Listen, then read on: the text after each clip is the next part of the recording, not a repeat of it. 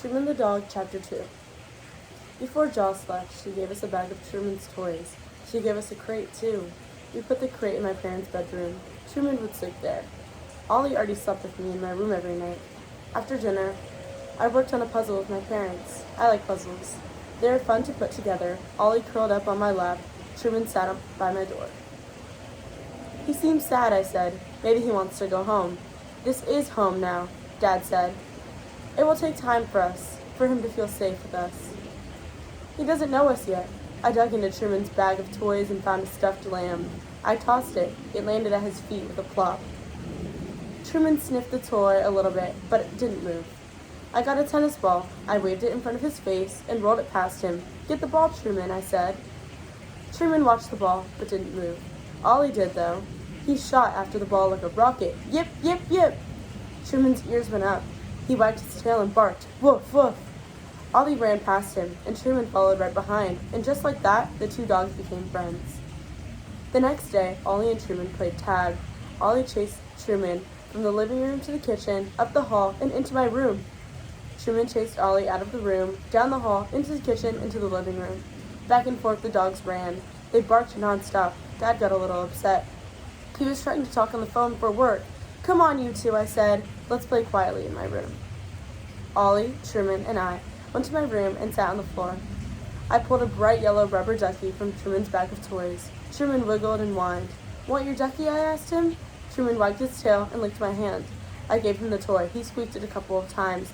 Playing tag had made the dogs tired. I lifted Ollie into my bed. He curled up. Truman wanted to get on my bed too, but I said no. Joss had told us to keep Truman off the furniture. His forever family might not have furniture, or they might have a no furniture rule. I got Truman's dog bed from his crate and put it on the floor. You can take a nap over here, Truman, I said. Truman sniffed his bed, snorting from end to end. When he sniffed every inch, he stepped onto the bed. He turned in a circle 3 times, plopped down, and curled up tight. With a sigh, he fell asleep. Good dog, I said. Ollie watched me tiptoe to the door. I put my finger to the lips. Shh, I whispered. He stood and pawed at the air. He wanted to be picked up. I walked back to my room and got him, then closed the door behind us. While Truman napped, I sat at the kitchen table with my sketchbook. It already had lots of Ollie drawings in it. Ollie in his alligator costume, Ollie chasing a ball, Ollie lying on my back with a big, furry belly. Here's the picture. Now, I started drawing Truman. I wanted a way to remember him after he found a forever home.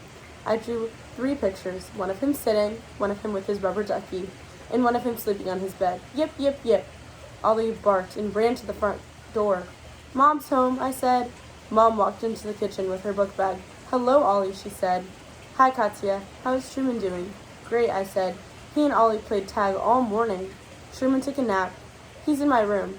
Perfect. Let's take them for a good, long walk, Mom said.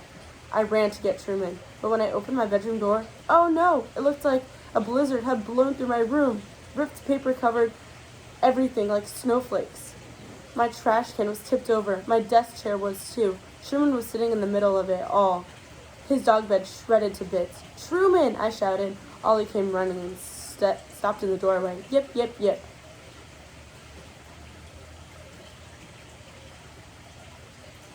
I don't always have the neatest bedroom. Mom usually has to tell me to clean it up. But this was a disaster. Ollie looked at the mess Truman had made. Then he sneezed. Truman dipped his head. He tucked back his ears. He looked very sorry. Oh dear, Mom said when she saw my room. Truman found trouble, didn't he? Yes, he did, I said. Ollie sneezed again and backed up into the hallway. I went over to Truman. I held his hands in my hands. Did you think we forgot about you here? Huh? I asked. I'm so sorry. You're okay, Truman. Don't worry. Katya, I'll take the dogs for a walk, Mom said. You start cleaning your room. If we're still working on it when you get back, I'll help you finish. I nodded. Thanks, Mom. Ollie, time for a walk. You too, Truman, Mom called, heading back to the kitchen.